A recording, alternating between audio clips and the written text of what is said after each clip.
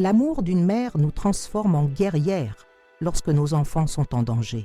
Une simple phrase, entendue par hasard un matin de printemps, a complètement changé le cours de ma vie et m'a forcé à prendre les décisions les plus difficiles de mon existence. Je m'appelle Françoise Leclerc. J'ai bâti le château Leclerc, l'une des vineries les plus prestigieuses de Saint-Émilion, à force de sueur et de détermination, après que mon mari soit décédé trop jeune, me laissant seule pour élever notre fils Antoine. Aujourd'hui, à mes 68 ans, je vis dans un manoir historique entouré de vignobles centenaires. Je possède plusieurs propriétés à Bordeaux et des investissements dans toute la France. L'argent n'a jamais été un problème pour nous, mais ce n'était pas non plus notre priorité. Notre priorité a toujours été la famille, aussi petite soit-elle. C'était Antoine et moi contre le monde. Antoine a grandi, a fait ses études d'œnologie et est devenu un expert respecté dans le domaine viticole. Un homme beau, gentil et intelligent. Ma fierté. À 42 ans, il n'était toujours pas marié, ce qui m'inquiétait un peu. Tout ce qu'une mère souhaite, c'est voir son fils heureux et fonder sa propre famille. C'est pourquoi, lorsqu'il m'a appelé ce jeudi d'avril en me disant qu'il voulait me présenter quelqu'un de spécial, mon cœur s'est rempli de joie. « Maman, elle est merveilleuse. Tu vas l'adorer », m'a-t-il dit au téléphone, avec un enthousiasme que je n'avais pas entendu depuis des années. Nous avons convenu d'un dîner à la maison pour le samedi suivant. J'ai demandé à Marguerite, ma gouvernante et amie depuis plus de 3 décennies, de préparer un repas spécial. Je voulais impressionner cette femme qui avait conquis le cœur de mon fils. Le samedi est arrivé et à 8 heures précises, la sonnette a retenti. Antoine est entré rayonnant, tenant la main d'une femme véritablement éblouissante. Amélie Deschamps avait 34 ans, des cheveux châtains brillants qui tombaient en vagues parfaites sur ses épaules, des yeux verts hypnotisants et un sourire qui semblait illuminer la pièce. Elle était habillée avec une élégance discrète, ni trop simple, ni trop ostentatoire. « Madame Leclerc, c'est un immense plaisir de vous rencontrer enfin. Antoine parle tellement de vous que j'ai l'impression que nous sommes déjà de la même famille, » a-t-elle dit, me remettant un bouquet de lys, mes fleurs préférées. Comment le savait-elle? Antoine avait dû le lui dire, ai-je pensé. Pendant le dîner, Amélie a été absolument charmante. Elle a parlé de son travail dans les relations publiques pour une grande maison de champagne, a raconté des histoires amusantes de son enfance à Lyon, a complimenté ma maison avec une connaissance authentique de l'architecture et de la décoration.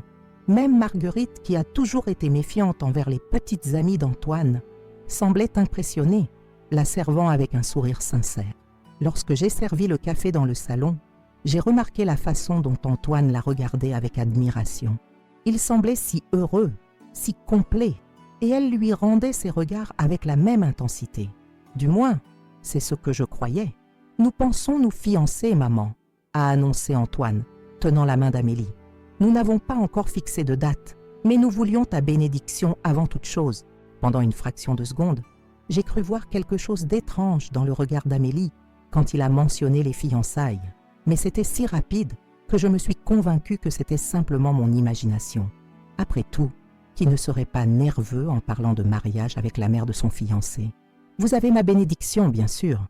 Antoine mérite tout le bonheur du monde, » ai-je répondu, sincèrement heureuse pour mon fils.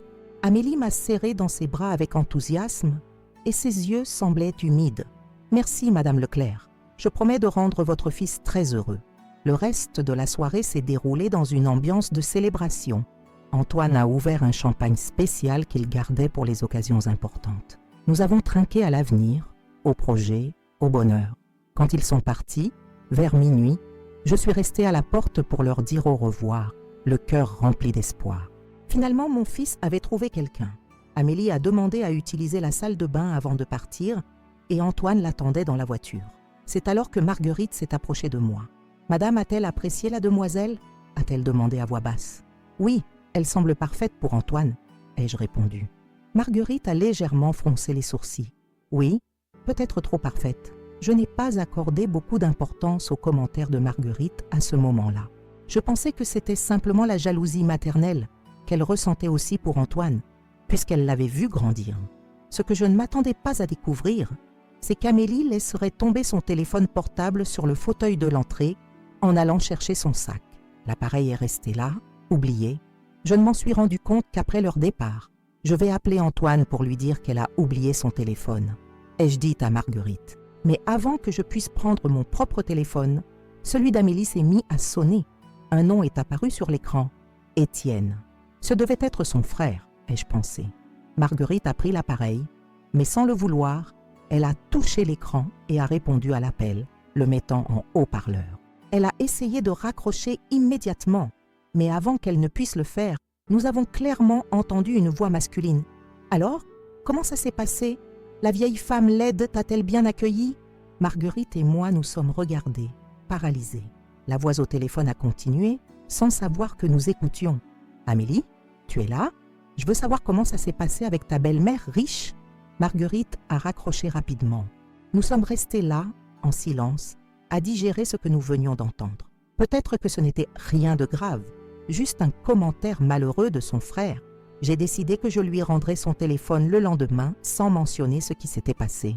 Je ne voulais pas créer de problème pour mon fils sur la base de quelque chose d'aussi insignifiant. J'ai posé le téléphone sur ma table de nuit et je suis allée me coucher. Le lendemain matin, je me suis réveillée tôt comme d'habitude. La journée était magnifique et j'ai décidé de prendre mon petit déjeuner dans le jardin des roses. J'ai demandé à Marguerite de préparer mon café et je suis descendue pour profiter du soleil du matin parmi mes roses. C'est alors que je l'ai vue. Amélie était dans le jardin, probablement venue chercher son téléphone. Antoine avait dû la déposer à la porte et partir travailler, puisque c'était lundi. Elle ne m'a pas vue car elle me tournait le dos, parlant au téléphone. Probablement un second appareil. J'étais sur le point de l'appeler quand j'ai clairement entendu ses paroles, sur un ton que je n'aurais jamais imaginé sortir de cette bouche qui souriait si doucement la veille au soir. Oui, j'ai rencontré cette vieille femme laide. Elle est tombée dans le panneau avec mon histoire. Je veux prendre l'héritage de ces idiots tout de suite. Le fils est un imbécile amoureux, ce sera facile. En un an, je m'occupe de lui et je garde tout. Mon sang s'est glacé. Mes jambes ont vacillé et j'ai dû m'appuyer contre une colonne pour ne pas tomber. La personne douce et charmante de la nuit précédente avait disparu. À sa place, se tenait une femme à la voix froide et calculatrice, planifiant quelque chose de terrible contre mon fils. Silencieusement, je suis retourné à l'intérieur de la maison. Mon cœur de mère battait la chamade. Que faire? Le dire à Antoine? Il était tellement amoureux qu'il ne me croirait probablement pas. Confrontée à Amélie, elle nierait tout. Je devais réfléchir, je devais agir intelligemment.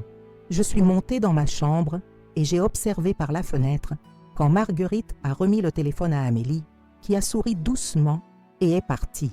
2 visages. Elle avait 2 visages. À ce moment-là, assise sur mon lit en regardant la photo d'Antoine sur ma table de nuit, j'ai pris une décision qui changerait nos vies pour toujours.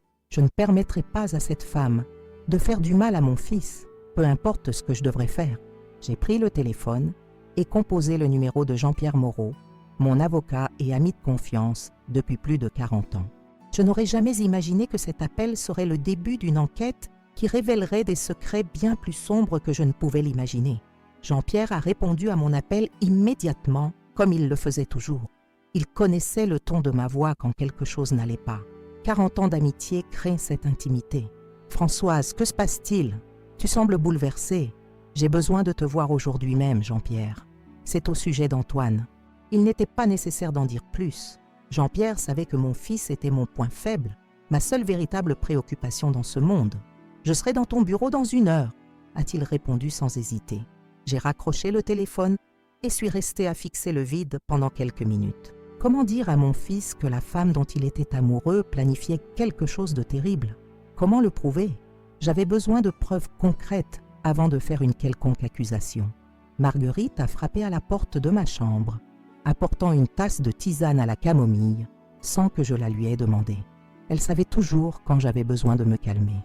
Madame est pâle. S'est-il passé quelque chose? Marguerite n'était pas simplement ma gouvernante. Après 35 ans à travailler ensemble, elle était ma confidente, presque une sœur. Je lui ai raconté ce que j'avais entendu dans le jardin. Ses yeux se sont écarquillés. Je le savais.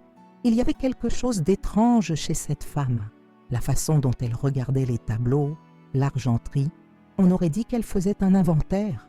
Nous devons en être sûrs, Marguerite. Je ne peux pas simplement accuser la fiancée de mon fils sans preuve. Et que compte faire, madame? Je vais engager un détective. Nous devons découvrir qui est réellement cette Amélie Deschamps. 1 heure plus tard, j'étais dans mon bureau au manoir quand Jean-Pierre est arrivé, toujours impeccablement vêtu, avec son costume gris et sa cravate bleu marine. Jean-Pierre était l'image même de la confiance. À 73 ans, il gardait la posture droite et le regard attentif d'un homme beaucoup plus jeune. Je lui ai tout raconté, du dîner apparemment parfait à la troublante conversation que j'avais entendue dans le jardin. Jean-Pierre a écouté sans interrompre, comme le bon avocat qu'il était, absorbant chaque détail. Je comprends ton inquiétude, Françoise, mais nous devons être prudents. Accuser quelqu'un sans preuve peut créer un gouffre entre toi et ton fils. C'est pourquoi j'ai besoin d'un détective, Jean-Pierre, quelqu'un de discret, compétent, qui puisse enquêter sur le passé de cette femme. Jean-Pierre a sorti une carte de sa poche et me l'a tendue. Marcel Rousseau, ancien policier, maintenant à son compte. C'est le meilleur dans ce qu'il fait et surtout extrêmement discret. Il a déjà travaillé pour moi sur quelques affaires délicates. J'ai appelé Marcel ce même après-midi. Il a accepté de me rencontrer le lendemain dans un café discret du centre-ville, loin des regards curieux de la haute société bordelaise où j'étais connu. J'ai passé la nuit éveillée, pensant à Antoine. Depuis tout petit, il a toujours été sensible, trop confiant envers les autres. Quand il avait 10 ans, un camarade d'école l'a convaincu de lui donner sa nouvelle montre, disant que c'était pour la réparer. Il n'a jamais revu ni la montre, ni l'ami. Antoine a pleuré pendant des jours, non pas pour l'objet, mais pour la trahison.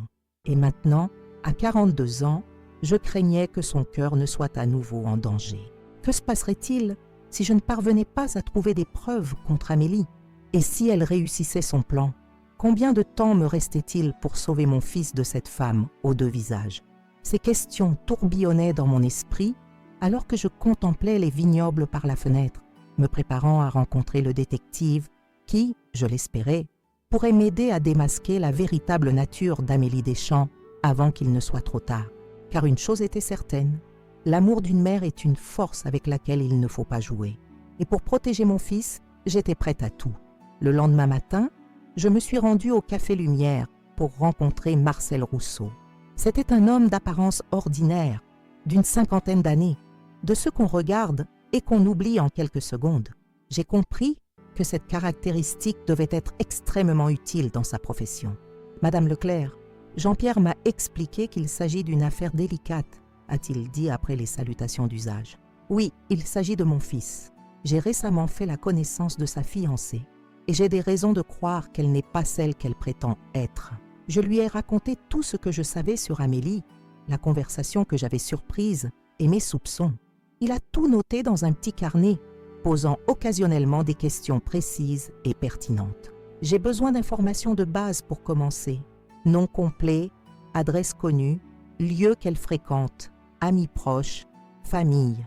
J'ai réalisé, honteuse, que je savais très peu de choses sur Amélie au-delà de ce qu'elle avait elle-même raconté lors du dîner. Marcel a remarqué mon malaise. Ne vous inquiétez pas. Avec le nom complet et une photo, j'ai déjà de quoi commencer. Je lui ai remis la seule photo que j'avais, un cliché du dîner que Marguerite avait pris avec son téléphone lorsqu'Antoine avait insisté pour immortaliser le moment.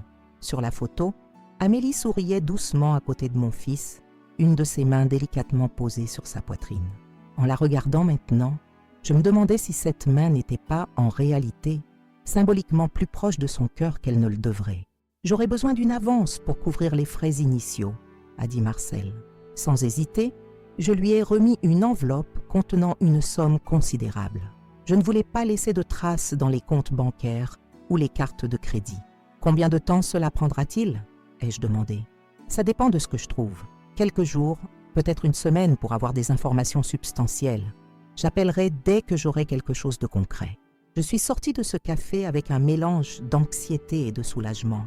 J'avais fait le premier pas pour protéger mon fils, mais l'attente serait angoissante. Durant les jours qui suivirent, j'ai maintenu une apparence de normalité. Antoine m'a appelé plusieurs fois, toujours parlant avec enthousiasme d'Amélie. Lors d'un de ses appels, il a mentionné qu'elle avait suggéré un déjeuner le dimanche suivant, juste nous 3. Hélas, a été enchantée par toi, maman. Elle dit qu'elle veut mieux connaître la femme extraordinaire qui a élevé l'homme de sa vie. Chaque mot était comme une petite aiguille dans mon cœur. La duplicité de cette femme était terrifiante. J'ai accepté le déjeuner, y voyant une opportunité de l'observer plus attentivement. J'ai demandé à Marguerite de prêter attention à chaque mouvement d'Amélie pendant le repas.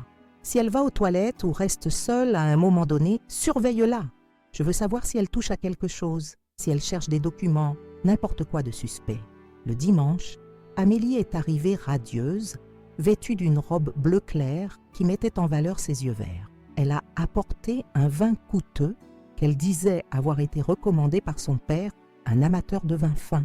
Pendant le déjeuner, elle a de nouveau été charmante, racontant des histoires sur son travail, me questionnant sur ma carrière d'entrepreneuse, montrant un intérêt qui semblait sincère, ou du moins un intérêt qui paraissait sincère. Madame Leclerc, Antoine m'a raconté que c'est vous qui avez bâti tout l'empire Leclerc, pratiquement seul après le décès de votre mari. Cela a dû être très difficile. Oui, ce furent des temps difficiles, mais j'ai fait ce que je devais faire pour Antoine.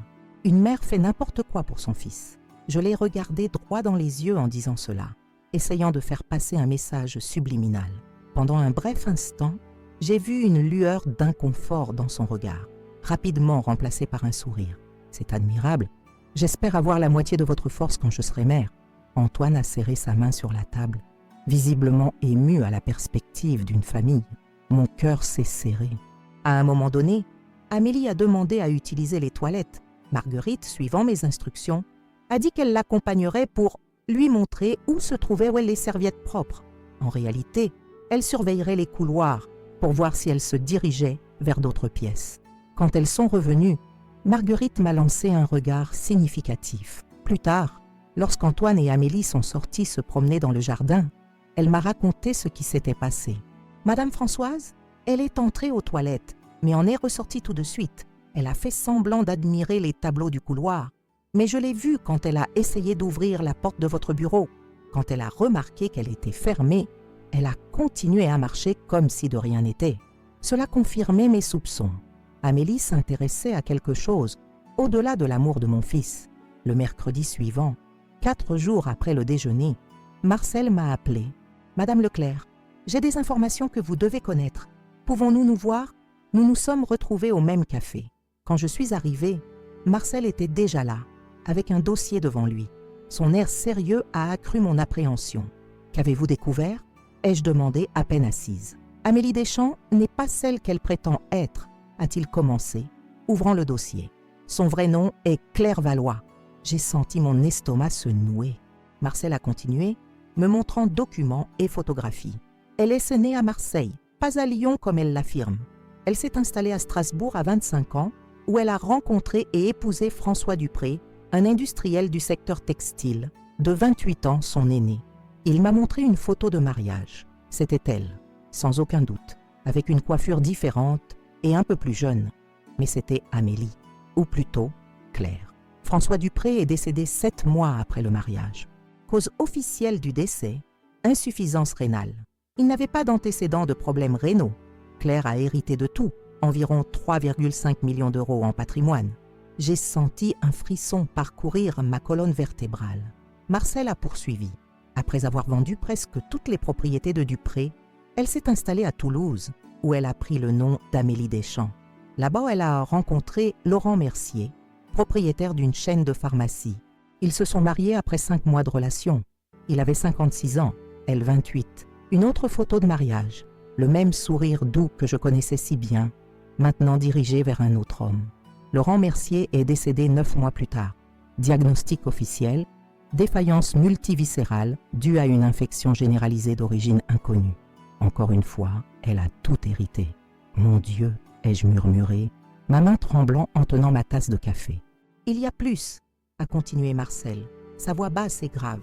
J'ai consulté un ami médecin. Je lui ai montré les rapports médicaux que j'ai pu obtenir des 2 cas. Sans entrer dans les détails techniques, il a trouvé extrêmement suspect que 2 hommes en bonne santé développent des symptômes similaires et meurent dans des circonstances comparables. Êtes-vous en train de suggérer qu'elle les a tués ? Marcel m'a regardé sérieusement. Je ne peux pas l'affirmer sans preuve concrète, mais les circonstances sont au minimum suspectes. Et il y a un détail intéressant de plus. Claire Valois a suivi un cours de botanique à l'université, avec un accent sur les plantes médicinales et toxiques. Et selon des voisins de Laurent Mercier, elle préparait toujours des tisanes spéciales pour son mari. Elle disait que c'était des recettes naturelles pour renforcer le système immunitaire. À ce moment-là, je me suis souvenu de quelque chose. Lors du déjeuner de dimanche, Amélie avait mentionné qu'elle préparait des tisanes fonctionnelles pour Antoine, pour combattre le stress du travail. Mon fils, toujours ouvert à ces médecines alternatives, buvait probablement tout sans se poser de questions. Monsieur Marcel, mon fils, elle lui donne déjà des tisanes.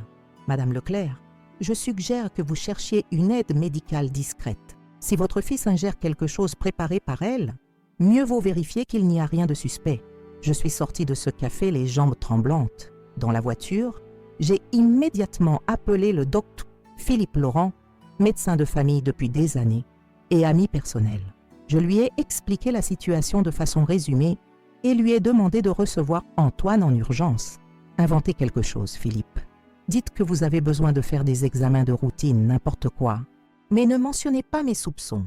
Le docteur Laurent, toujours discret et professionnel, a accepté d'aider. Il a appelé Antoine cet après-midi même, disant qu'il faisait une campagne de bilan pour les patients de longue date. En attendant les résultats des examens d'Antoine, j'ai poursuivi l'enquête. Marcel a découvert qu'Étienne Mercier, le soi-disant père d'Amélie, était en réalité un associé aux affaires douteuses. Ils s'étaient rencontrés à Toulouse après la mort de Laurent Mercier et apparemment avaient formé une alliance. D'après mes recherches, ils ont réalisé plusieurs petites escroqueries, mais ceci semble être leur grand projet. Un mariage avec un héritier fortuné, suivi de... Enfin, vous comprenez. Je comprenais parfaitement. Mon fils n'était qu'une cible de plus sur la liste de cette femme. Et si le schéma se répétait, il ne durerait pas un an après le mariage. Le docteur, Laurent m'a appelé 3 jours plus tard, me demandant de venir à son cabinet. Son ton de voix m'a inquiété davantage. « Françoise, les examens d'Antoine ont montré quelque chose d'inquiétant, a-t-il dit, dès que nous avons fermé la porte de son cabinet. Il y a des traces d'une substance toxique dans son sang. À petite dose, elle n'est pas mortelle, mais avec le temps, l'accumulation peut provoquer une insuffisance rénale et hépatique. Mon monde s'est effondré. Cette femme avait déjà commencé sa macabre opération. De quelle substance s'agit-il, Philippe? C'est un composé qui se trouve dans une plante spécifique, assez rare en France.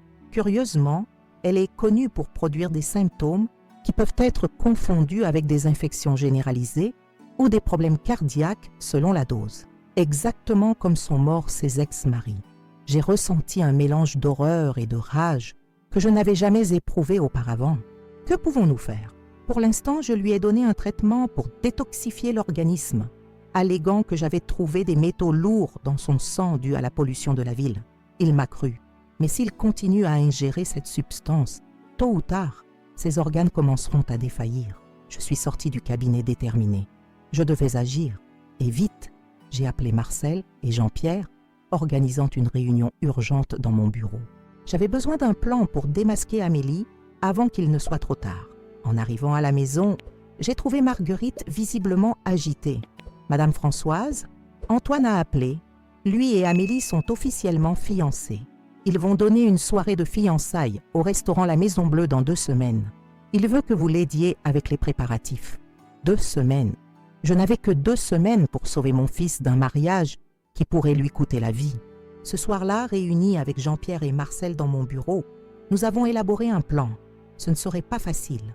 Nous avions besoin de preuves concrètes, quelque chose qu'Antoine ne pourrait pas ignorer ou qu'Amélie ne pourrait pas nier.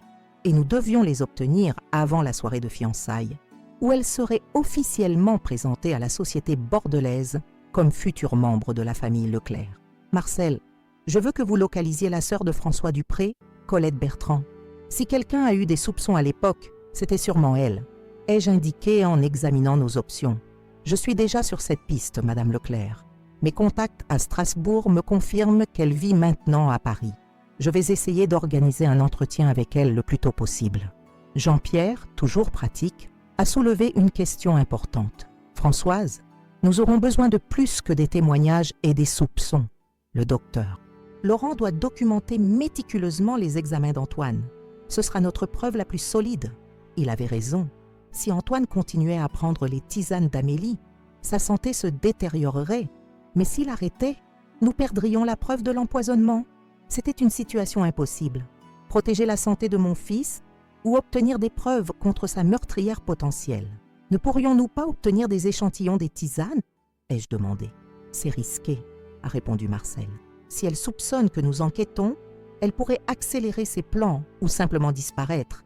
Et si elle est aussi dangereuse que nous le soupçonnons, elle pourrait même tenter quelque chose contre vous, madame.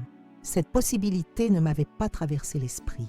J'étais tellement concentrée sur la protection d'Antoine que je n'avais pas pensé à ma propre sécurité. Mais Jean-Pierre et Marcel avaient raison. Nous devions être extrêmement prudents. Cette nuit-là, j'ai à peine pu dormir. Chaque fois que je fermais les yeux, je voyais le visage de mon fils se détériorant comme sur les photographies que Marcel m'avait montrées de François Dupré et Laurent Mercier. Je me suis levée à l'aube avec une détermination renouvelée. Je ne permettrai pas que cela arrive. J'ai appelé le docteur Laurent tôt, lui expliquant notre dilemme. Après réflexion, il a proposé une solution. Je peux administrer à Antoine un traitement préventif qui neutralisera partiellement les effets du toxique sans l'éliminer complètement du système. Cela protégera ses organes vitaux, tout en maintenant la preuve de l'empoisonnement dans son sang. « Est-ce sûr ?» ai-je demandé, inquiète. « Relativement. Ce n'est pas idéal, mais c'est le meilleur compromis entre protéger sa santé et conserver les preuves. Je lui expliquerai que ce sont des vitamines pour compléter le traitement contre les métaux lourds. J'ai accepté, le cœur serré. Mon fils serait, d'une certaine façon, un appât vivant, bien que protégé.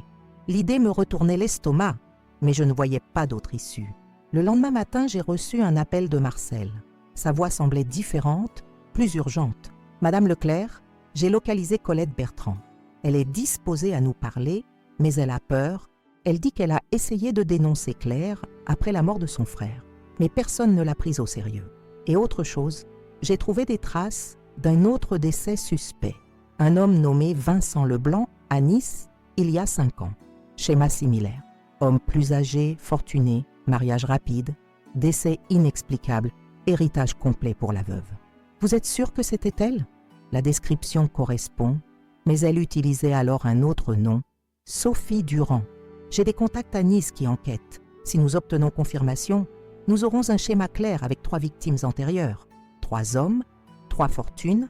Mon fils serait le 4e si nous ne l'empêchions pas. Quand pouvons-nous parler à Colette Bertrand ? Elle est disposée à venir à Bordeaux. Elle arrivera demain. Nous avons reçu Colette Bertrand chez moi, dans l'intimité de mon bureau. C'était une femme menue d'une 50aine d'années, avec de profondes cernes et un regard triste qui semblait avoir trop vu. Quand je lui ai montré la photo d'Amélie, sa réaction fut immédiate et viscérale. C'est elle. Les cheveux sont différents, plus clairs maintenant, mais ses yeux, je reconnaîtrais ses yeux froids n'importe où. C'est la femme qui a tué mon frère. Colette nous a raconté son histoire. François, son frère, avait rencontré Claire lors d'un gala de bienfaisance à Strasbourg. Lui, veuf sans enfant, avait été immédiatement charmé par la jeune et belle femme qui montrait tant d'intérêt pour sa vie et ses affaires. Mon frère était seul depuis 5 ans après la mort de sa femme. Claire est apparue comme un rayon de soleil dans sa vie. Nous étions tous heureux pour lui, même moi. Le mariage fut célébré rapidement, à peine 3 mois après leur première rencontre. Peu après, François commença à s'éloigner de sa famille et de ses amis. Elle avait toujours une excuse pour que nous ne nous réunissions pas. Quand nous insistions, François disait qu'il était fatigué ou indisposé. Les yeux de Colette se remplirent de larmes en se souvenant. Les rares fois où je l'ai vu pendant ces mois, j'ai remarqué qu'il avait changé. Plus maigre, avec un teint jaunâtre, toujours fatigué. Claire disait que c'était simplement le poids des années, qu'elle s'occupait de lui avec des tisanes d'étain spéciales. J'ai senti un frisson parcourir ma colonne vertébrale. Le même schéma, les mêmes tisanes. Quand mon frère est mort, je savais que quelque chose n'allait pas. François avait toujours été en bonne santé. Il n'avait jamais eu de problèmes rénaux, mais le médecin a dit que c'était une insuffisance rénale soudaine, commune chez les hommes de son âge. Colette a sorti de son sac une enveloppe jaunie. 2 semaines avant sa mort, François m'a envoyé cette lettre. Je crois qu'il commençait à soupçonner quelque chose. Mais c'était déjà trop tard. J'ai ouvert l'enveloppe d'une main tremblante. La lettre était brève, écrite d'une calligraphie instable. « Colette, ma chère sœur, quelque chose ne va pas. Je ne me sens pas moi-même. J'ai parfois des trous de mémoire, de la confusion. Claire dit que c'est juste du stress, mais je suis inquiet. J'ai fait un testament lui laissant tout. Mais maintenant, je ne suis plus sûre. S'il m'arrive quelque chose, pose des questions. Ne fais pas confiance. » La lettre s'arrêtait brusquement, comme s'il avait été interrompu. « Il ne l'a jamais terminée, » dit Colette, la voix brisée. Quand je l'ai reçue, j'ai immédiatement appelé. Mais Claire a répondu. Elle a dit que François dormait, qu'il rappellerait plus tard. 3 jours après, il était mort. Marcel a demandé à Colette si elle avait montré la lettre aux autorités. Oui, mais sans la fin du message, ils l'ont considérée comme simplement les inquiétudes d'un homme malade. Le médecin qui a signé le certificat de décès était un ami de Claire, j'ai découvert plus tard. Tout était très commode. Et que s'est-il passé après sa mort ? Ai-je demandé. Elle a vendu presque tout en un temps record. La maison, les voitures, les actions de l'entreprise. Elle a tout converti en argent et a disparu. Je n'ai plus entendu parler d'elle jusqu'à ce que M. Rousseau me retrouve. Colette nous a remis d'autres documents, des photos de son frère avant et après le mariage, montrant sa détérioration physique, des ordonnances médicales étranges prescrites par ce médecin ami de Claire, et le plus important, le rapport toxicologique qu'elle avait elle-même demandé, payant de sa propre poche, mais qui était arrivé trop tard pour l'enquête officielle. Le laboratoire a trouvé des traces d'une substance rare, extraite d'une plante qui pousse dans des zones reculées des Alpes. À petite dose, elle provoque des symptômes similaires à plusieurs maladies courantes. À dose plus élevée, elle attaque le système rénal. C'est ce qui a tué mon frère, j'en suis certaine. J'ai regardé Jean-Pierre, qui a acquiescé gravement. C'était la même substance que le docteur Laurent avait trouvée dans le sang d'Antoine. Cet après-midi même, nous avons reçu une autre confirmation sinistre. Marcel avait réussi à contacter l'ancien employé de Laurent Mercier, le deuxième mari de Claire Amélie. La femme, qui vivait maintenant dans un village près de Toulouse, a confirmé par téléphone que Madame préparait toujours des tisanes spéciales pour Monsieur Laurent et qu'il s'est détérioré peu à peu, jusqu'à ce qu'un jour, il ne se réveille plus. Chaque nouvelle découverte était comme un coup de poignard dans mon cœur. Pas pour moi, mais pour Antoine. Comment lui dire que la femme qu'il aimait était une tueuse? Comment le prouver de manière à ce qu'il le croie? Les jours passaient et notre plan prenait forme. Marcel a réussi à confirmer le cas de Nice. Vincent Leblanc, entrepreneur hôtelier, 58 ans, marié à Sophie Durand, pendant 8 mois avant de mourir d'une mystérieuse défaillance organique multiple. La sœur de Vincent a accepté de nous envoyer documentation et photos par courrier sécurisé. Pendant ce temps, la santé d'Antoine se détériorait subtilement. Malgré le traitement du docteur Laurent, il commençait à montrer des symptômes.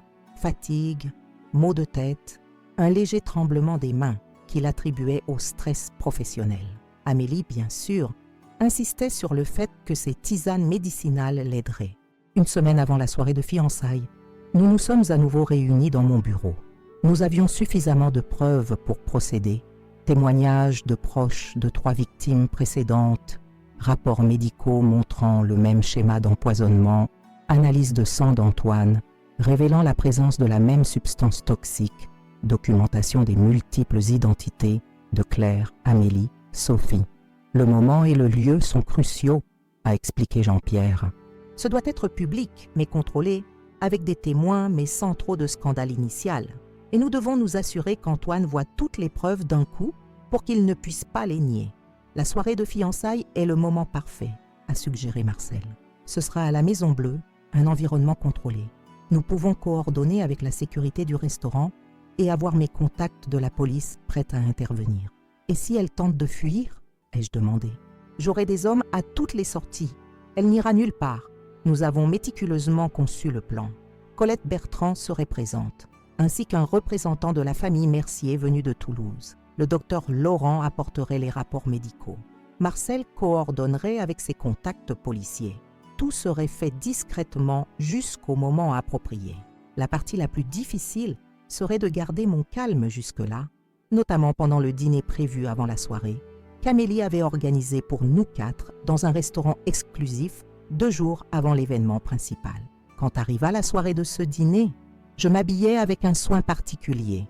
J'optais pour un tailleur bleu marine, sobre mais élégant, et les perles que mon défunt mari m'avait offertes lors de notre dernier anniversaire. J'avais besoin de toute la force que je pouvais rassembler pour affronter la femme qui prévoyait de tuer mon fils. Le restaurant était l'un des plus luxueux de Bordeaux, avec des vues panoramiques sur les vignobles éclairés par la lune. Quand je suis arrivée, Antoine et Amélie étaient déjà là. Mon fils était pâle, avec des cernes sombres sous les yeux qu'il essayait de dissimuler avec un sourire enthousiaste. Amélie, quant à elle, était resplendissante dans une robe rouge qui accentuait sa silhouette élancée. « Maman, tu es magnifique !» dit Antoine, m'embrassant sur la joue. J'ai remarqué que ses lèvres étaient sèches, un autre symptôme de l'empoisonnement progressif. « Madame Leclerc, ce collier de perles est exquis !» commenta Amélie avec son charme habituel étudié. Antoine m'a raconté que c'était un cadeau de votre mari. Comme c'est merveilleux de conserver ses souvenirs familiaux. J'ai souri poliment, tout en pensant à la façon dont cette femme évaluait déjà jusqu'à mes bijoux comme faisant partie de son futur héritage. Nous nous sommes assis et Amélie a immédiatement commencé à parler des détails de la soirée de fiançailles, des invités, des fleurs, de la musique, tout parfaitement planifié, comme si elle organisait réellement l'événement le plus heureux de sa vie et non une étape de plus dans son macabre projet. « J'ai commandé un vin spécial pour nous », a-t-elle annoncé quand le sommelier s'est approché. « Un Saint-Émilion Grand Cru de ton domaine, Françoise. Antoine dit que c'est ton préféré. » Je me suis rappelé l'avertissement de Marcel. Ne pas accepter de boire ou manger quoi que ce soit qu'elle aurait pu manipuler. Serait-elle capable de tenter quelque chose contre moi dans un restaurant public? Je ne pouvais pas prendre le risque, comme c'est attentionné. Malheureusement, je suis un régime spécial ces jours-ci. Juste de l'eau pour moi, merci. J'ai vu un éclair de contrariété dans ses yeux, rapidement masqué. Oh, quel dommage! Peut-être juste une coupe pour le toast. Pas même cela, je le crains. Ordre strict de mon médecin. Antoine m'a regardé, inquiet. Tu vas bien, maman? Tu ne m'avais rien dit sur des problèmes de santé. Rien de grave, mon fils. Je prends juste un peu plus soin de moi à mon âge. Le dîner s'est déroulé dans une étrange tension, du moins pour moi. Amélie et Antoine semblaient inconscients, immergés dans leur bulle de bonheur. Je touchais à peine à ma nourriture, surveillant chaque mouvement d'elle, surtout quand elle s'excusa pour aller aux toilettes en emportant son sac. En son absence, j'en ai profité pour demander à Antoine comment il se sentait. Honnêtement, un peu fatigué, maman. Le travail, les préparatifs de la soirée. Mais Amélie s'occupe de tout. Elle prend tellement soin de moi. Elle prépare ces tisanes qui m'aident avec mes maux de tête. Je me suis mordu la langue pour ne pas crier la vérité sur le champ. Plus que 2 jours. 2 jours, et tout ce cauchemar prendrait fin. Quand nous sommes rentrés à la maison ce soir-là, j'ai trouvé Marcel qui m'attendait dans mon bureau avec des nouvelles urgentes. « Madame Leclerc, nous avons confirmé autre chose. Étienne Mercier, le prétendu associé d'Amélie, a un casier judiciaire au Portugal et en Espagne. Escroquerie, extorsion, même une accusation de tentative d'homicide qui a été rejetée faute de preuves. Selon nos sources, c'est lui qui prépare les composés toxiques pour elle. Est-il à Bordeaux? Ai-je demandé alarmé. Nous n'en sommes pas certains, mais nous avons intercepté un appel de lui à Amélie cet après-midi. Il disait quelque chose comme « accélérer les choses » parce que la vieille se méfie. Je crois qu'il pourrait prévoir quelque chose pour la soirée de fiançailles. Un frisson a parcouru mon dos. Prévoyait-il de m'éliminer d'abord? Ou peut-être un accident pour Antoine pendant la célébration? Nous devons prendre les devants, ai-je décidé. Nous ne pouvons pas attendre jusqu'à la soirée. Ce devra être demain, pendant la répétition à la Maison Bleue. Marcel a gravement acquiescé. Je vais tout réorganiser. Je préviendrai mes contacts dans la police et les familles des autres victimes. Nous serons prêts. Cette nuit-là, assise dans ma chambre à regarder d'anciennes photos d'Antoine, depuis son enfance jusqu'à l'homme qu'il était devenu, j'ai senti une détermination féroce grandir en moi. Cette femme avait déjà ruiné trop de vies. Je ne permettrai pas que mon fils soit une victime de plus de sa cupidité. Une mère fait n'importe quoi pour protéger son fils. N'importe quoi. Et j'étais sur le point de le prouver. Dormir cette nuit-là fut impossible. Mon esprit ne cessait de repasser chaque détail du plan, cherchant des faiblesses, imaginant des scénarios d'échec, Et si Amélie soupçonnait quelque chose? Et si Antoine refusait de croire les preuves? Et si Étienne Mercier apparaissait et tentait quelque chose de désespéré? Je me suis levée avant l'aube et j'ai observé les vignobles depuis ma fenêtre. Ils avaient été témoins de tant d'histoires dans notre famille. Joie, peine, triomphe, perte. Mais jamais quelque chose comme ceci. Une lutte silencieuse pour la vie de mon fils contre une prédatrice qui s'était infiltrée dans notre famille avec la précision d'un serpent. À 7 heures du matin, Marguerite m'a apporté un café. Ses yeux reflétaient la même préoccupation que je ressentais. « Tout ira bien, Madame Françoise », dit-elle, serrant doucement mon épaule. « Dieu ne permettra pas que cette femme arrive à ses fins. » Je l'ai remerciée pour son soutien avec un sourire fatigué. Si tout se passait comme prévu, ce soir même Amélie serait sous garde policière et Antoine, bien que dévasté émotionnellement, serait sain et sauf. À 9 heures, Marcel m'a appelé pour confirmer les derniers détails. Colette Bertrand et la sœur de Laurent Mercier sont déjà logées à l'hôtel à côté du restaurant. L'inspecteur Morel sera présent avec 2 agents en civil à une table proche. Le docteur Laurent arrivera avec les rapports médicaux à 8 heures précises. Nous avons tout couvert, Madame Leclerc. Et Étienne Mercier? Ai-je demandé. Nous avons localisé son téléphone. Il semble qu'il soit dans un hôtel à la périphérie de la ville. Nous le surveillons, mais il n'a pas bougé depuis hier soir. J'ai respiré un peu plus facilement. Au moins, nous n'aurions pas à faire face à cet élément de danger supplémentaire. La répétition à la Maison Bleue était prévue pour 7h30 du soir. Selon Amélie, ce serait juste une petite rencontre pour coordonner les derniers détails de la soirée. Elle, Antoine, moi et le responsable du restaurant. Le moment parfait pour la confrontation. Un espace public mais contrôlé, avec suffisamment de témoins, mais sans la foule de la soirée officielle. À 6h30, Jean-Pierre est arrivé chez moi pour m'accompagner. Sa présence me rassurait. Après 40 ans d'amitié, il était comme un frère pour moi. « Prête ?» a-t-il demandé, tandis que nous montions dans sa voiture. Prête à mettre fin à ce cauchemar. Durant le trajet vers la Maison Bleue, Jean-Pierre et moi avons repassé le plan une dernière fois. Je maintiendrai la conversation normale jusqu'à l'arrivée de tous nos invités surprises. Le docteur. Laurent apparaîtrait d'abord, sous prétexte de remettre des résultats urgents à Antoine. Ensuite, comme par hasard, Colette Bertrand entrerait au restaurant et reconnaîtrait Amélie. À partir de là, tout se déroulerait naturellement, les preuves se présentant l'une après l'autre. La Maison Bleue était l'un des restaurants les plus exclusifs de Bordeaux, situé en haut d'une colline, avec des vues panoramiques sur les vignobles et les montagnes. Élégant, discret, l'endroit parfait pour des occasions spéciales ou pour démasquer une tueuse en série. Lorsque nous sommes arrivés, Antoine et Amélie étaient déjà là, assis à une table isolée près des grandes baies vitrées. Mon fils s'est levé pour me saluer d'une étreinte. J'ai remarqué qu'il avait perdu du poids et son visage avait un teint jaunâtre qu'il essayait de dissimuler sous un bronzage artificiel. Il se détériorait sous mes yeux, exactement comme les autres hommes qui avaient croisé le chemin de cette femme. « Maman, je suis content que tu sois là. Et tu as amené Jean-Pierre, parfait !» s'exclama Antoine, saluant mon avocat avec enthousiasme. J'ai perçu un léger malaise sur le visage d'Amélie quand elle a vu Jean-Pierre. Clairement, elle ne s'attendait pas à sa présence. « J'espère que cela ne vous dérange pas », commentai-je avec un sourire étudié. « Jean-Pierre est pratiquement de la famille, et je ne voulais pas venir seule à une réunion si spéciale. »« Bien sûr que cela ne nous dérange pas, » répondit Amélie, retrouvant rapidement son sourire charmant. Cependant, ses yeux restaient froids et calculateurs. Plus il y a de personnes pour célébrer notre amour, mieux c'est. Nous nous sommes assis, et elle a immédiatement commencé à parler des préparatifs de la soirée de fiançailles, des invitations, des fleurs, du menu. Tout ce temps, elle gardait une de ses mains posée sur celle d'Antoine, comme pour marquer son territoire. De l'autre main, elle fouillait constamment dans son sac. J'ai demandé au sommelier d'apporter un vin spécial, annonça Amélie quand le serveur s'approcha. Un Saint-Émilion Grand Cru du Château Leclerc 2015, parfait pour célébrer. J'ai perçu la manœuvre. Un vin coûteux et exclusif serait servi directement à notre table, sans passer par le rituel normal de présentation et d'approbation. L'occasion parfaite pour ajouter quelque chose au verre.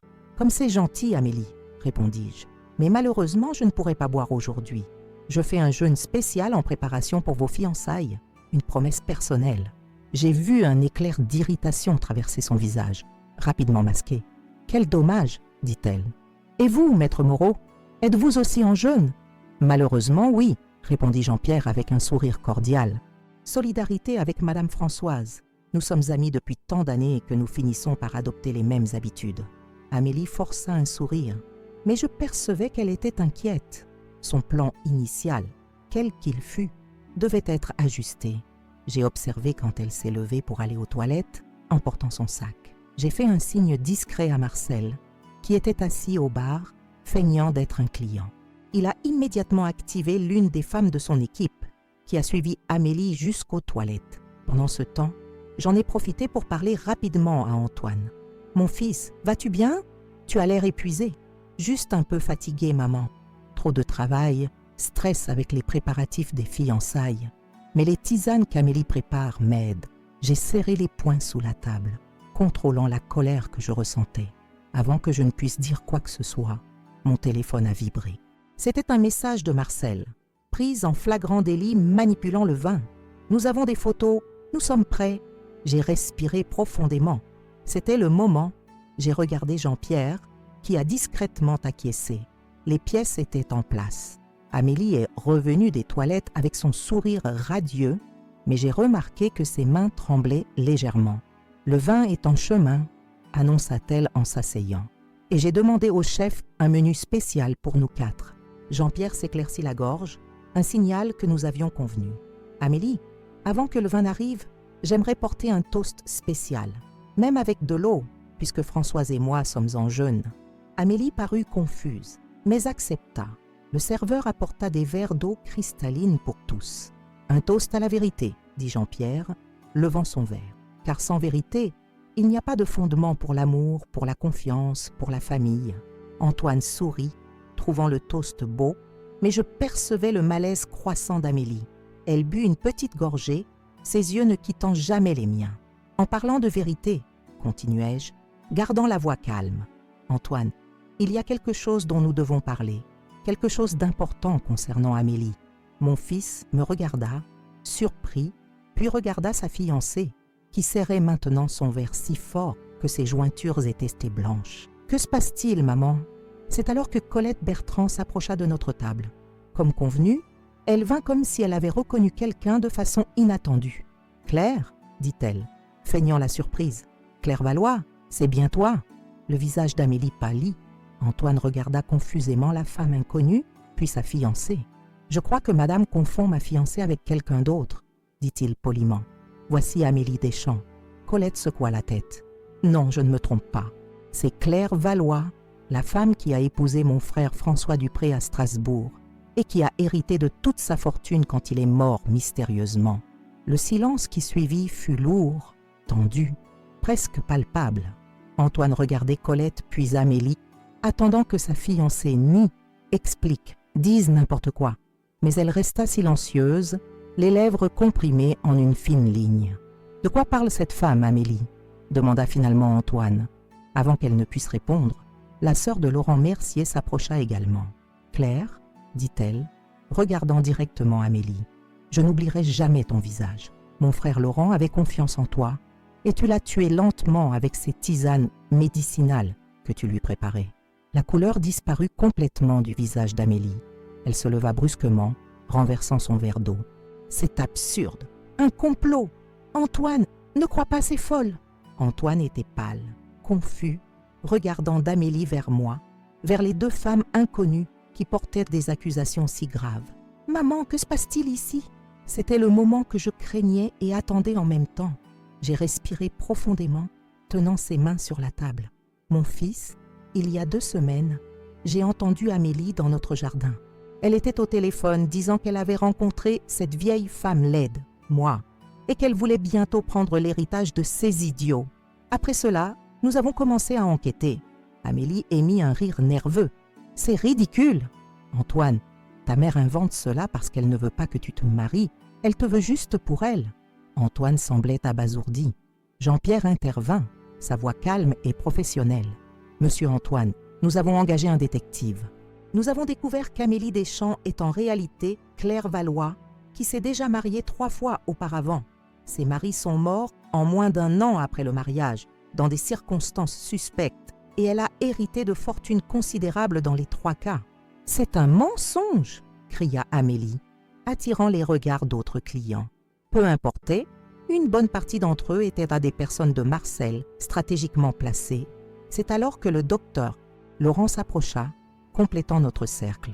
Il portait un dossier à la main. « Monsieur Antoine, je suis votre médecin depuis des années. Dans vos récents examens, j'ai trouvé dans votre sang des traces d'une substance toxique extraite d'une plante rare.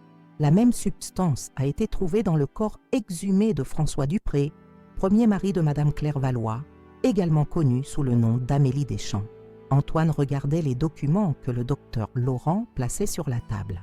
Rapports, résultats d'examen, photos des ex-maris avant et après leur mariage avec Claire, montrant la même détérioration physique que mon fils commençait à présenter. « Les tisanes » murmura Antoine, la compréhension se faisant finalement jour dans ses yeux. « Les tisanes spéciales que tu insistais toujours pour que je boive. » Amélie se rendit compte qu'elle était piégée. Son visage se transforma, le masque de douceur cédant la place à une expression de pure haine. « Vous n'avez de preuve de rien !» siffla-t-elle. Marcel s'approcha, tenant son téléphone. « Si, nous en avons. Nous vous avons prise en train de mettre quelque chose dans le vin qui devait être servi ce soir. Et nous avons aussi ceci. » Il lui montra l'écran du mobile. C'était une photo du petit flacon de verre qu'elle avait dans son sac, maintenant ouvert, avec le contenu en train d'être analysé par un technicien de laboratoire. Le visage d'Amélie perdit toute trace de couleur. « Antoine, c'est un malentendu, » tenta-t-elle, sa voix maintenant tremblante. Mon fils était en état de choc, regardant tous ces documents, toutes ces personnes qui corroboraient la même terrible histoire. « Tu as essayé de me tuer ?» demanda-t-il, la voix brisée. « Pourquoi ? Je t'aimais, je t'aime !» L'amour ? Elle rit, un son froid et tranchant qui révélait sa vraie nature. L'amour ne paie pas les factures, chérie. L'amour n'achète pas de manoirs, de voitures de luxe, de voyages internationaux. Mais l'argent, si. Et toi, avec ta maman riche, tu étais le ticket gagnant. Ces paroles étaient beaux comme des couteaux aiguisés pénétrant le cœur de mon fils. J'ai vu la douleur dans ses yeux, l'effondrement de tous les rêves et plans qu'il avait construits. Tu ne te serais pas contenté de te marier avec moi, n'est-ce pas ? Demanda Antoine, la compréhension rendant sa voix amère. Tu allais me tuer, comme tu l'as fait avec les autres. Ne sois pas si mélodramatique, répondit-elle, ajustant son sac sur son épaule, comme si elle se préparait à partir. Les affaires sont les affaires, rien de personnel.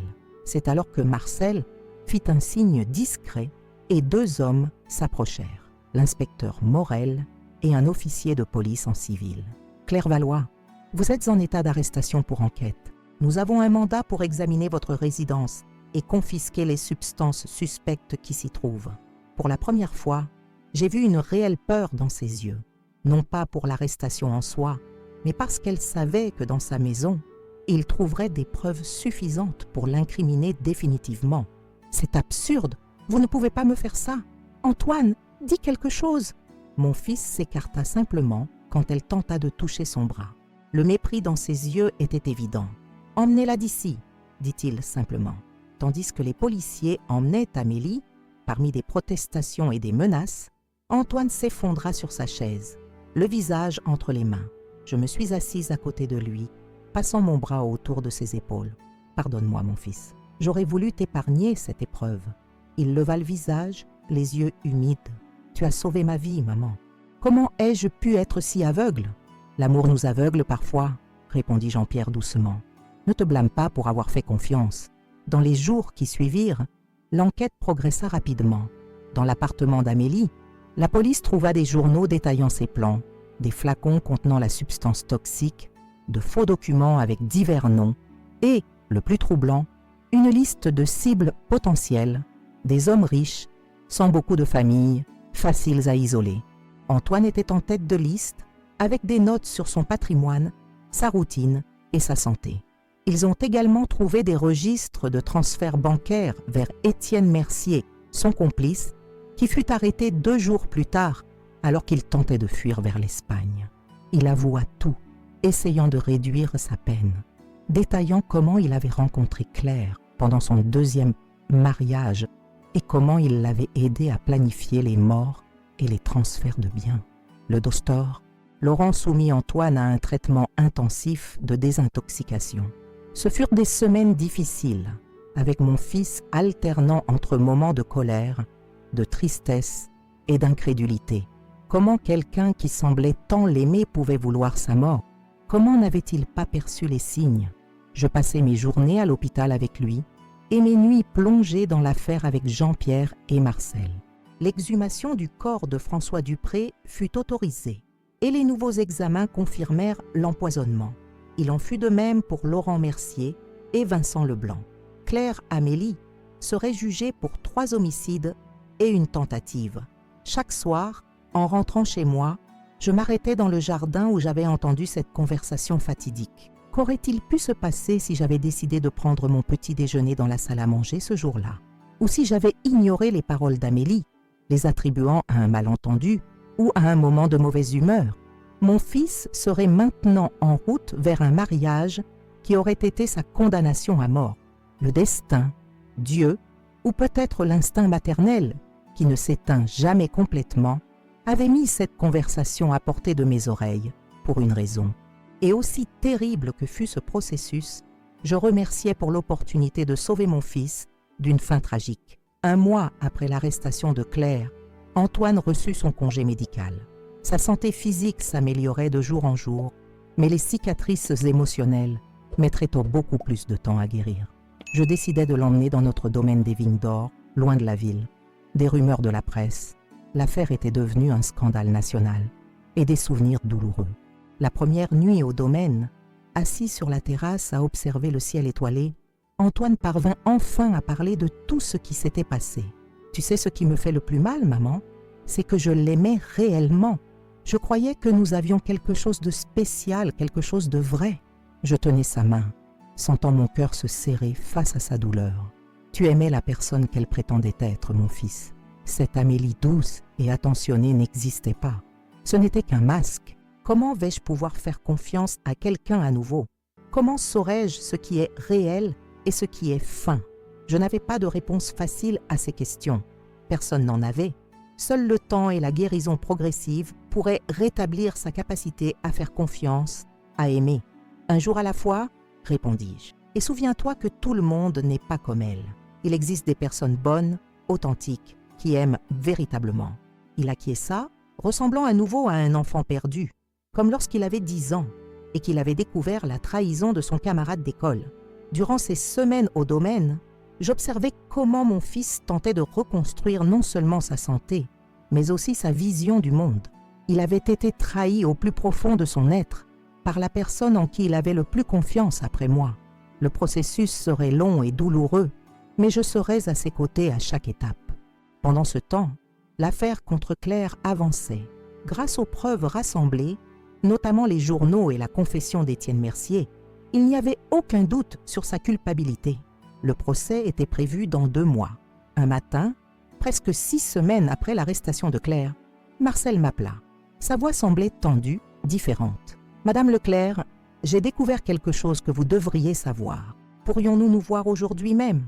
Nous convînmes de nous retrouver dans un café discret du centre de Bordeaux. Quand j'arrivais, Marcel était déjà là, avec un dossier et son habituelle expression impénétrable, bien que je perçus une certaine inquiétude dans son regard. « Que se passe-t-il, Marcel? Vous semblez préoccupé. » Il poussa le dossier vers moi, sans l'ouvrir. Au cours de l'enquête sur Claire Valois et Étienne Mercier, j'ai trouvé quelques incohérences, de petites choses au début qui ne semblaient pas importantes. Mais j'ai continué à tirer le fil et, je crois qu'il vaut mieux que vous voyiez par vous-même. J'ouvris le dossier et commençai à examiner les documents. Relevés bancaires, registres téléphoniques, photographies. Au début, je ne comprenais pas ce que je regardais. Mais lentement, comme les pièces d'un puzzle qui s'assemblent, l'image devint claire et elle était dévastatrice. Jean-Pierre Moreau, mon avocat et ami de confiance depuis 40 ans, apparaissait dans plusieurs transferts bancaires liés à Étienne Mercier. Il y avait des relevés téléphoniques de conversations entre eux datant de plusieurs mois. Et le plus troublant, une photographie de Jean-Pierre et Claire ensemble dans un café à Paris, prise 1 an avant qu'elle ne rencontre Antoine. Cela ne peut pas être vrai, murmurai-je, sentant que l'air me manquait. Jean-Pierre, il ne peut pas être impliqué dans cette affaire. Au début, je ne voulais pas y croire non plus, répondit Marcel. C'est pourquoi j'ai approfondi mes recherches. J'ai découvert que Jean-Pierre est pratiquement en faillite. Il a fait des investissements désastreux il y a environ 5 ans. Il l'a gardé secret, maintenant les apparences, mais il est à 2 doigts de tout perdre. Êtes-vous en train de suggérer que mon ami, mon confident de toute une vie, s'est associé avec cette femme pour voler mon fils? Pour le tuer? Marcel se pencha en avant, baissant la voix. Madame Leclerc, je crois que c'est pire que cela. En examinant les connexions, j'ai découvert que Jean-Pierre connaissait également Vincent Leblanc, la 3e victime de Claire à Nice. Ils étaient associés dans un projet immobilier qui a échoué. Et étonnamment, Jean-Pierre avait des contacts avec Laurent Mercier, par l'intermédiaire d'un cabinet d'avocats à Toulouse. Mon monde vacillait. Les implications étaient trop horribles à contempler. Êtes-vous en train de dire que Jean-Pierre, qu'il a été impliqué dans tous ces meurtres? Je ne peux pas l'affirmer catégoriquement, mais il y a trop de connexions pour que ce soit une coïncidence. Je pense que Jean-Pierre identifie des victimes potentielles pour Claire depuis des années.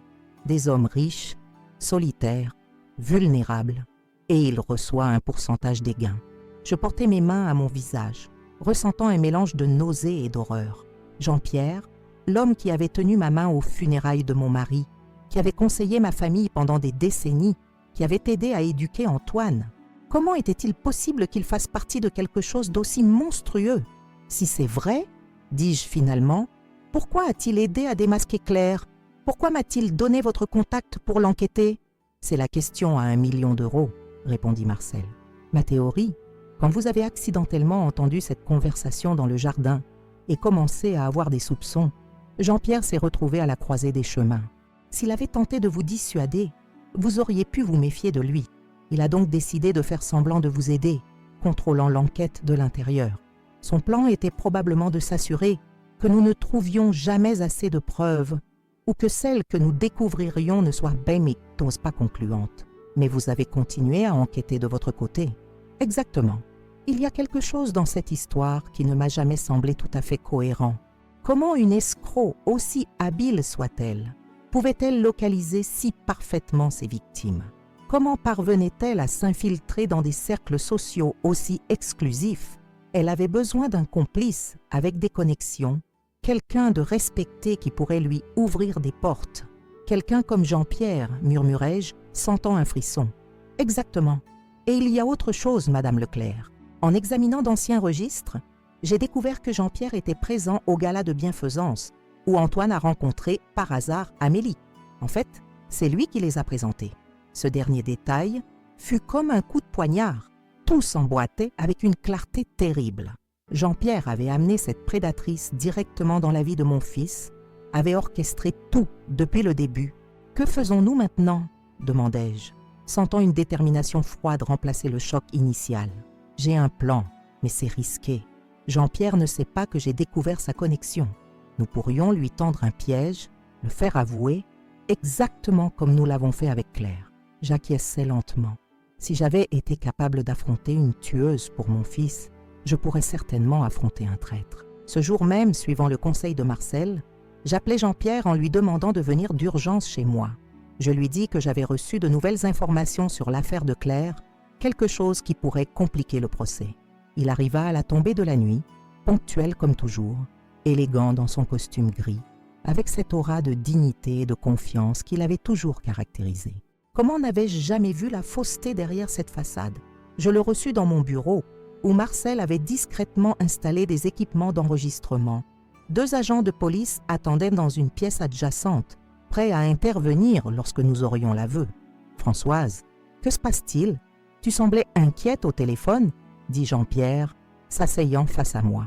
Je lui servis un verre de cognac, sa boisson préférée.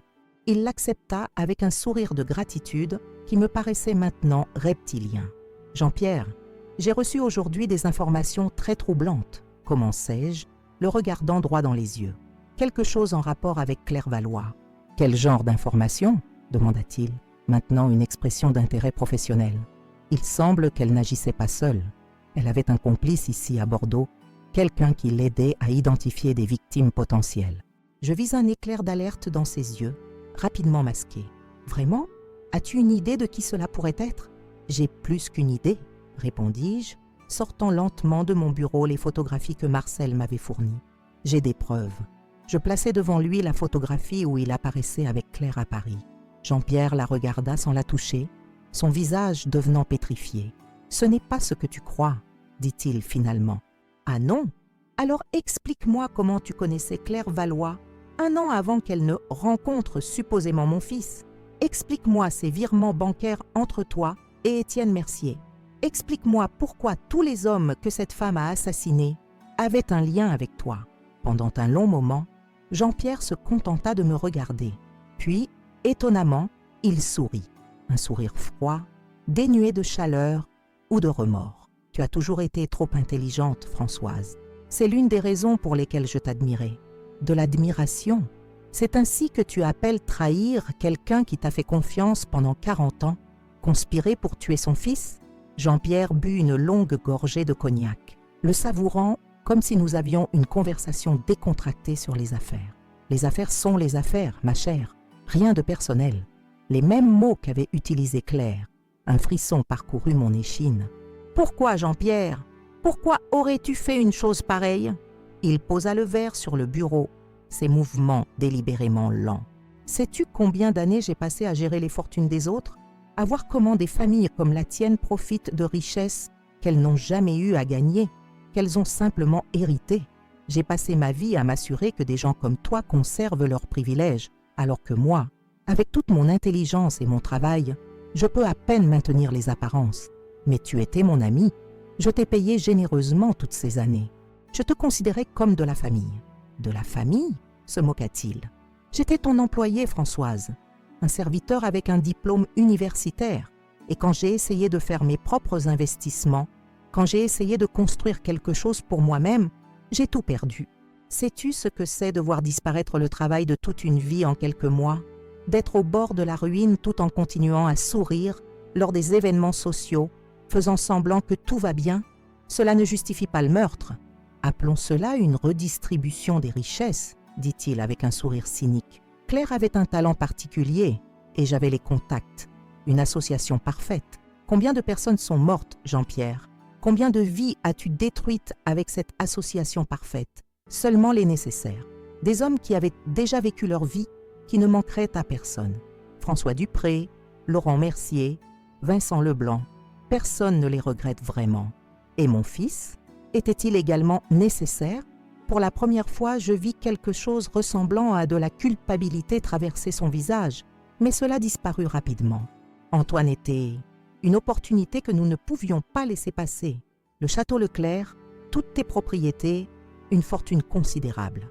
Et avec vous deux hors du chemin, je serai l'exécuteur testamentaire. Je pourrai tout administrer pendant des années, détournant lentement des fonds jusqu'à ce qu'il ne reste plus rien. La froideur avec laquelle il parlait de tuer mon fils, de détruire ma famille, me coupa le souffle. Cet homme que j'avais considéré comme un ami, un confident, avait méticuleusement planifié notre destruction. Pourquoi as-tu aidé à démasquer Claire alors? Pourquoi n'as-tu pas essayé de m'arrêter quand j'ai commencé à avoir des soupçons? Une erreur tactique, admit-il. Quand tu m'as dit que tu l'avais entendue dans le jardin, j'ai su que nous étions en difficulté. J'ai essayé de contrôler l'enquête de l'intérieur, de m'assurer qu'elle ne mènerait nulle part. Mais j'ai sous-estimé ton détective, Marcel. Il est plus persévérant que je ne l'attendais. Et maintenant, tu as tout avoué, dis-je, pointant discrètement vers la lampe du bureau où était caché l'un des microphones. Cette conversation est enregistrée, Jean-Pierre, et il y a 2 policiers qui attendent dans la pièce d'à côté. Je vis la compréhension transformer son visage. Le masque de confiance s'effondra, révélant d'abord la surprise, puis une froide fureur. Toujours aussi astucieuse, n'est-ce pas, Françoise? J'ai appris du meilleur, répondis-je. D'un mouvement étonnamment rapide pour un homme de son âge, Jean-Pierre se leva et sortit un petit pistolet de sa veste. Il le pointa directement sur moi. Ce n'était pas dans mes plans, mais je suppose que nous devrons improviser. Une triste histoire. La mère angoissée, dévastée par la tentative d'assassinat contre son fils, se suicide dans son bureau. Une tragédie de plus à ajouter au scandale. Mon cœur battait à tout rompre, mais je gardais mon calme. J'avais envisagé cette possibilité. Jean-Pierre avait toujours été un homme prévoyant. Si tu tires, les policiers t'arrêteront avant même que tu ne puisses sortir de cette pièce. Peut-être, ou peut-être pourrais-je négocier. J'ai des informations sur des affaires dont tu n'as même pas idée, Françoise. Des personnes puissantes qui ont utilisé mes services et ceux de Claire. À ce moment-là, la porte du bureau s'ouvrit. Mais ce n'était pas les policiers, c'était Antoine, mon fils, qui était rentré à la maison sans prévenir. « Que se passe-t-il ici » demanda-t-il, regardant confusément la scène devant lui, son parrain pointant une arme sur moi. « Antoine, attention !» criai-je. Tout se passa en quelques secondes. Jean-Pierre, surpris par l'apparition d'Antoine, dévia légèrement l'arme. Les policiers, alertés par mon cri, firent irruption dans la pièce. Il y eut une lutte, un coup de feu. Le son résonna sur les murs du bureau. Quand le chaos se dissipa, Jean-Pierre était à terre, tenant son épaule ensanglantée. La balle avait effleuré l'un des policiers avant de s'enfoncer dans le mur. Personne n'avait été gravement blessé, Dieu merci. Tandis que les agents menottaient Jean-Pierre et appelaient une ambulance, Antoine s'approcha de moi encore sous le choc. « Jean-Pierre, il était avec Claire ?» Je le serrai fort dans mes bras, sentant son corps trembler contre le mien. « Oui, mon fils, c'était son complice depuis le début. C'est lui qui vous a présenté, tu te souviens ? Mais pourquoi ? Il est comme un père pour moi. Il m'a appris à monter à cheval, m'a aidé avec mes devoirs de mathématiques quand j'étais petit. Je n'avais pas de réponse qui puisse atténuer cette nouvelle douleur, cette trahison ajoutée à la précédente. Comment expliquer que l'homme qu'il avait vu grandir avait planifié sa mort ? 3 années se sont écoulées depuis ce matin où j'ai entendu par hasard les mots qui changeraient nos vies. J'ai rencontré cette vieille femme laide. Je veux prendre l'héritage de ces idiots tout de suite. Une simple phrase qui, comme une pierre jetée dans une mare, a créé des ondulations qui ont complètement modifié le cours de notre histoire familiale. Je m'appelle Françoise Leclerc et aujourd'hui, à mes 71 ans, je veux partager avec vous la fin de cette histoire qui a commencé comme un cauchemar mais qui, étonnamment, nous a menés vers un lieu de force renouvelée et de détermination. L'affaire de Claire Valois et Jean-Pierre Moreau a choqué tout le pays. Les journaux l'ont appelée l'affaire de la veuve noire et de l'avocat du diable. Au total, 7 victimes ont été révélées, 3 en France, 2 en Belgique, 1 en Suisse et une autre en Espagne. 7 hommes qui ont fait confiance aux mauvaises personnes, qui ont cru à l'amour que leur offrait une belle femme, sans savoir que cet amour était empoisonné. 7 familles dévastées par la cupidité de 2 personnes qui ne voyaient dans les autres que des outils pour s'enrichir. La trahison de Jean-Pierre a été peut-être la plus difficile à accepter. Pendant 40 ans, j'ai cru qu'il était mon ami, mon confident, presque un frère. Antoine le voyait comme un second père. Découvrir que cet homme, en qui nous avions placé tant de confiance, avait délibérément amené une tueuse dans nos vies. La douleur de cette trahison est inexprimable. Mais comme le dit le vieil adage, à quelque chose, malheur est bon. De cette expérience traumatisante sont nés des changements importants, non seulement dans nos vies, mais dans celles de nombreuses personnes. La première chose que j'ai faite a été de créer la Fondation Leclerc pour la protection des personnes âgées, une organisation dédiée à la prévention des escroqueries, des fraudes et des abus contre les personnes du 3e âge. Nous avons engagé des enquêteurs comme Marcel, des psychologues, des avocats honnêtes, oui, il en existe encore, et des travailleurs sociaux. En 3 ans, nous avons aidé plus de 100 familles à identifier et éviter des situations similaires. Quant à Antoine, mon cher fils, sa convalescence a été un long et difficile processus. Le double choc des trahisons de Claire et Jean-Pierre a laissé des cicatrices profondes. Mais avec patience et amour, il a commencé à guérir. Aujourd'hui, le château Leclerc prospère à nouveau sous sa direction renouvelée. Il a même lancé une ligne spéciale de vin appelée Vérité, dont les bénéfices sont entièrement destinés à la Fondation. On me demande souvent comment j'ai réussi à découvrir ce complot, comment j'ai eu le courage d'affronter des personnes aussi dangereuses et manipulatrices. La réponse est simple, l'amour d'une mère. Cet instinct ancestral qui nous rend capables de soulever une voiture si notre enfant est dessous, d'affronter n'importe quel danger, de traverser des océans en feu s'il le faut pour protéger nos enfants. Certains appellent chance le fait que je me sois trouvée dans le jardin juste au moment où Claire passait cet appel téléphonique. Je préfère appeler cela le destin, ou peut-être la main de Dieu. Quoi qu'il en soit, j'ai appris qu'il faut toujours écouter cette voix intérieure, cet instinct qui parfois nous murmure des avertissements que la raison ne comprend pas.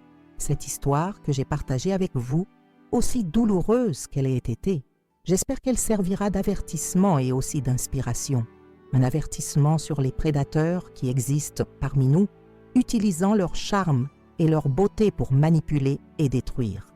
Une inspiration sur la puissance de l'amour familial, la résilience de l'esprit humain et notre capacité à transformer les tragédies en quelque chose de positif qui profite aux autres. Car je crois fermement en ceci, même dans nos moments les plus sombres. L'amour d'une mère pour son enfant est une force indestructible, une force capable de déjouer les complots les plus sinistres, de démasquer les mensonges les plus habiles et de nous conduire, malgré tout, vers la lumière.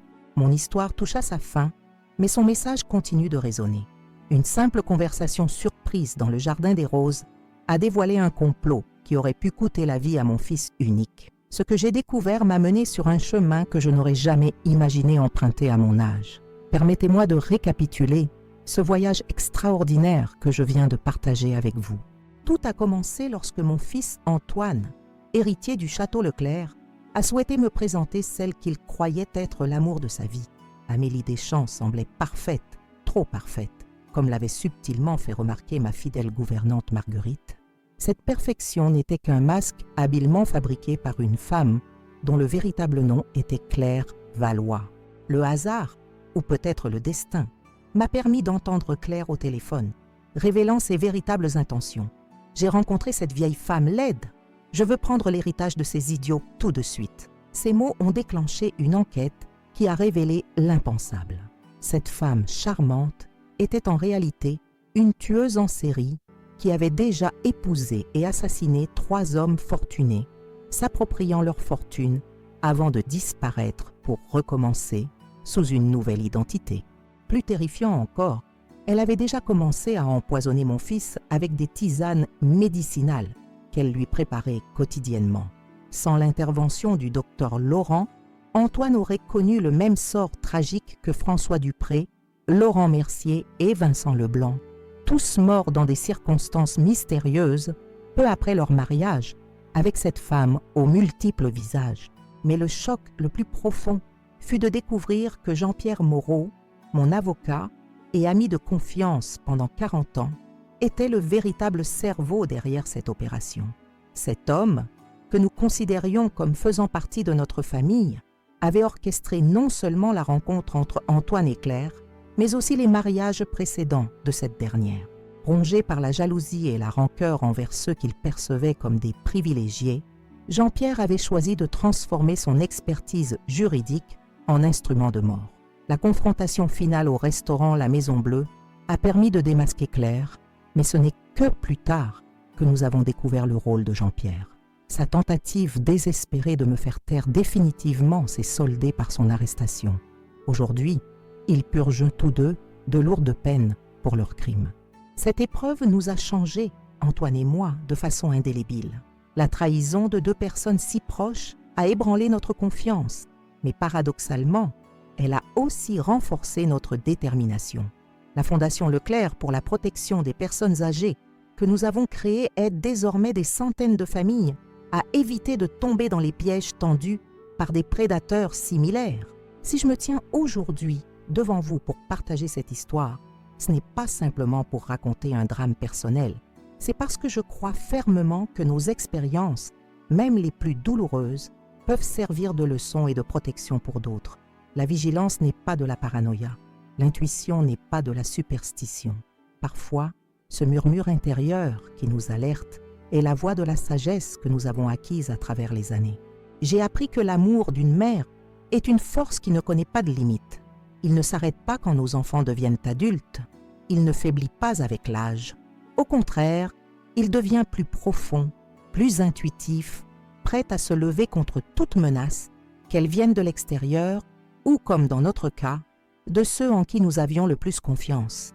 Vous qui regardez cette vidéo, peut-être reconnaissez-vous dans votre propre vie les signes d'une relation qui ne semble pas tout à fait authentique. Peut-être avez-vous déjà ressenti ce malaise inexplicable, cette petite voix qui vous dit que quelque chose ne va pas, malgré toutes les apparences du contraire. Ne l'ignorez pas, explorez-la, posez des questions difficiles, cherchez la vérité, même si elle est douloureuse. Si mon histoire vous a touché, je vous invite à vous abonner à notre chaîne Souvenirs de grand-mère. Nous y partageons régulièrement des récits de vie qui portent en eux des leçons inestimables, des témoignages qui, comme le mien, pourraient un jour aider quelqu'un à reconnaître les signes avant-coureurs d'une situation dangereuse. Vos commentaires sont également précieux. Avez-vous déjà fait face à une trahison qui vous a forcé à réévaluer une relation de longue date? Avez-vous déjà suivi votre intuition contre toute logique pour découvrir plus tard que vous aviez raison? Ou peut-être avez-vous des questions sur la façon de protéger vos proches des manipulateurs et des escrocs? Partagez vos expériences et vos réflexions ci-dessous. Chaque commentaire enrichit notre communauté et peut offrir du soutien à quelqu'un qui traverse une épreuve similaire. N'hésitez pas à explorer nos autres vidéos. Vous y trouverez des histoires de résilience, de courage et d'amour inconditionnel racontés par ceux qui les ont vécus. Des récits que le temps n'a pas effacés et qui portent en eux des enseignements inestimables. Si vous appréciez notre travail, un simple « j'aime » nous encourage à continuer, mais il aide aussi l'algorithme à montrer cette vidéo à davantage de personnes qui pourraient avoir besoin de l'entendre. Un simple clic peut faire la différence dans la vie de quelqu'un. Et si vous en avez la possibilité, envisagez de nous soutenir via la fonction « Merci » qui offre une façon de faire un don pour couvrir les coûts de production de la chaîne. Enquêter sur ces histoires, les documenter fidèlement, produire des vidéos de qualité qui touchent les cœurs, tout cela nécessite des ressources. Votre contribution, aussi modeste soit-elle, nous permet de continuer à apporter du contenu quotidien, d'élargir notre équipe et d'améliorer constamment la qualité de nos vidéos. Avant de vous quitter, permettez-moi de partager une dernière réflexion. Parfois, les pires tragédies nous conduisent aux plus belles découvertes. Si je n'avais pas entendu cette conversation dans le jardin, si je n'avais pas initié cette enquête, non seulement mon fils aurait été une victime de plus, mais les familles de François, Laurent, Vincent et des autres n'auraient jamais obtenu justice. Notre fondation n'existerait pas et des dizaines de personnes âgées resteraient vulnérables face à des prédateurs comme Claire et Jean-Pierre. Le mal existera toujours en ce monde, mais le bien aussi. Des personnes prêtes à lutter pour la vérité, à protéger les vulnérables, à transformer la douleur en objectif. Et c'est cela, chers amis, qui nous rend humains. Cette capacité à nous relever après la chute, à reconstruire après la destruction, à continuer d'aimer après la trahison. Merci de m'avoir accompagné dans ce voyage. J'espère que mon histoire a touché votre cœur et peut-être semé une graine de prudence et de force. Souvenez-vous, faites confiance à vos instincts, chérissez ceux qui vous aiment vraiment et ne sous-estimez jamais la force que peut avoir une mère lorsqu'il s'agit de protéger son enfant. À bientôt pour une nouvelle histoire sur Souvenirs de grand-mère, où le temps n'efface pas les récits qui méritent d'être racontés.